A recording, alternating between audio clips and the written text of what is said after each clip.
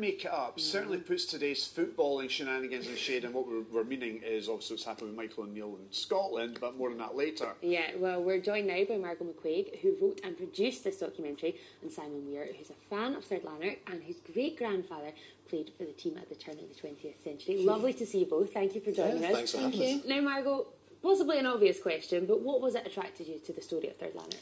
It was a couple of things, really. One being that I'm a big football fan. And I was brought up on the south side of Glasgow. I went to school at Holyrood, which is just a stone's throw away from Cathkin Park, the arena that Third Lanark played in.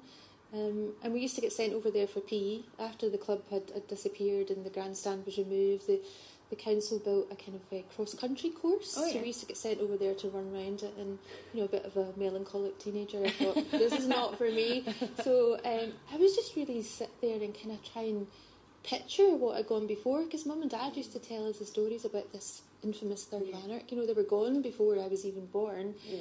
But, you know, there was always fragments of this really fantastic history, and it just got me thinking, you know, why did it die? I really want to know more. And, you know, I make films anyway, so it just seemed a natural progression to. And the thing for me, Simon, is that you couldn't make this up. No. I mean, if you were to, you couldn't write that, you couldn't script that. Well, you wouldn't believe it if it was a drama. No, you wouldn't. That's the thing. It's got almost mythological status now, Third Lanark. It's the comparison again now with something like Rangers happening again. There was no administration. This club, that were 95 years old and founder members of the Scottish Football League, they were a main club. They were a main Glasgow club. Just disappeared that wonderful summer of 1967.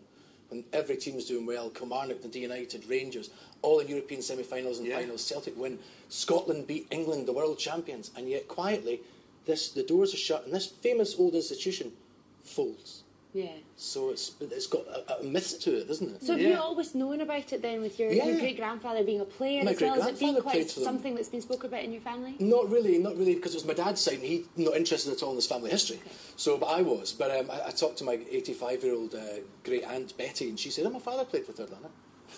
And I'd just discovered the ground. So I'd been in London for years, came back and was training, just found this wonderful ground. This is the famous Cathkin Park. Yeah. It's still here. Training there every day, and then suddenly heard that there was a link as well. So it's just all kind of came together. Comes together at the same thing. And Margot, what can we see in the documentary? I mean, what kind of scandals are in there for people who haven't heard of Third Lanark? Don't give too much away. Give us a taste. What is it? Well, what I've tried to do is cram in 95 years of history. I mean, this was a club that won the league, that won the Scottish Cup twice, that, you know, beat Celtic in the Glasgow Cup final in 1963, just before Celtic won the European Cup. But in 1962, a former manager and director of the club, Bill Hiddleston, you know, he staged a takeover of the club, and it appears that he set about to deliberately then bring down the club. Wow. So things like, the club stopped keeping records, financial records, you know, things that were ordered for the club, you know, were happening in Bill Hiddleston's house, like, you know, gravel surfaces were put on his driveway, they had a pools competition, and there's no record of anyone ever winning a prize. So just bit by bit, there was all these really unfortunate things going on. The balls were being painted, the strips weren't being replaced, the players were being paid. You're giving too much away, by the way. It's on BBC Alba this coming Saturday, the 27th. 9 p.m, and it's also on iPlayer, so don't miss it. Does the Third Lanark still mean a lot to you then? Absolutely, yeah. I mean, I get involved in starting up with the amateur team again as well. So I mean, they're still going. The name's still going.